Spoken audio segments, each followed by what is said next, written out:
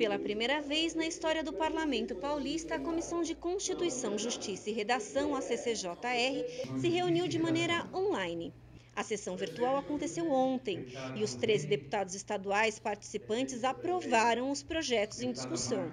Por conta do recente decreto de quarentena do governo do estado de São Paulo, a comissão precisou se adaptar para debater e colocar em votação os decretos de calamidade da cidade de São Paulo e dos demais municípios paulistas. Os 3 projetos tiveram a relatoria da deputada estadual Carla Morando, líder da bancada do PSDB na Alesp. O senhor presidente do Tribunal de Contas encaminhou a esta casa uma sugestão de decreto legislativo para fim de reconhecimento do estado de calamidade pública para fins de aplicação da regra do artigo 65 da Lei Complementar Federal número 101, do dia 4 de maio de 2000.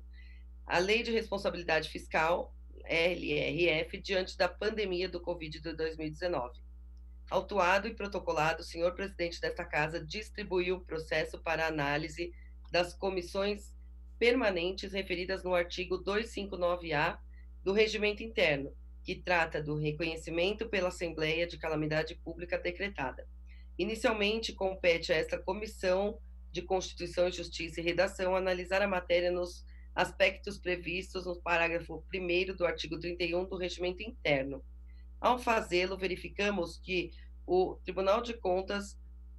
nos oferece uma sugestão para o reconhecimento de situação de calamidade pública nos municípios paulistas, para fim do disposto no artigo 65 da Lei de Responsabilidade Fiscal, em face da pandemia do coronavírus Covid-19.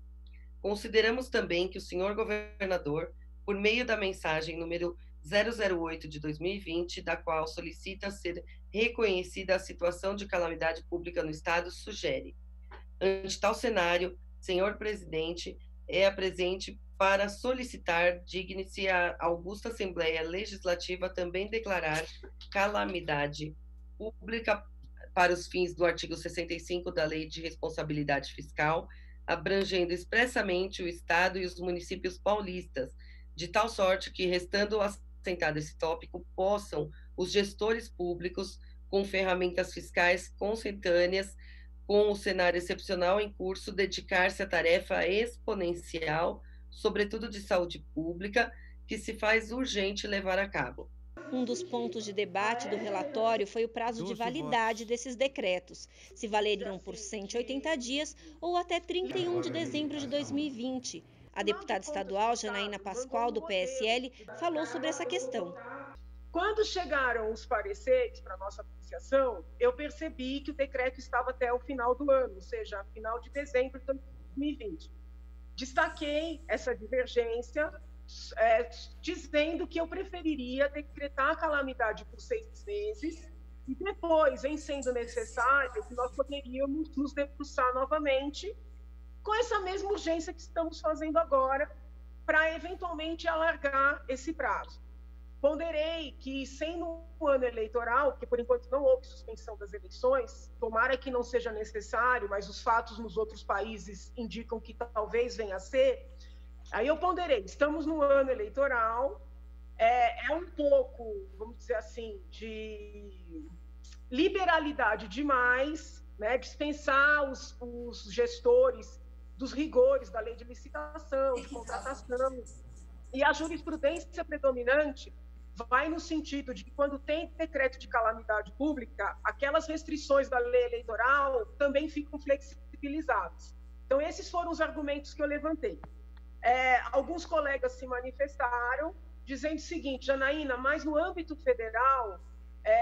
houve o decreto até o final de dezembro, então nós estaríamos decretando, vamos dizer assim, por similaridade com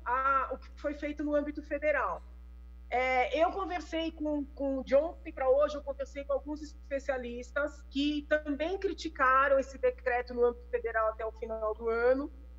por entenderem que nós deveríamos nos vincular às declarações da OMS, ou seja, que pode ser que essa calamidade perdure por mais um mês, pode ser que perdure por mais 2 anos. Com a participação de todos os membros da comissão, essa primeira sessão virtual da CCJR foi considerada pelos parlamentares um sucesso e deve contribuir para dar andamento a outras pautas importantes, como explicou o presidente da comissão, deputado Mauro Bragato, do PSDB. Fiquei um pouco preocupado porque não conheço muito o funcionamento, não conhecia muito o funcionamento de um tipo de sessão como essa, mas deu certo, os deputados participaram, não tivemos nenhuma ausência, né, e foi muito bom. Os 3 itens que foram aprovados, a deputada Carla foi a relatora, há um entendimento do momento que nós estamos vivendo, um momento difícil, e quero crer que esse tipo de votação vai facilitar a vida do Estado, dos municípios e da cidade de São Paulo.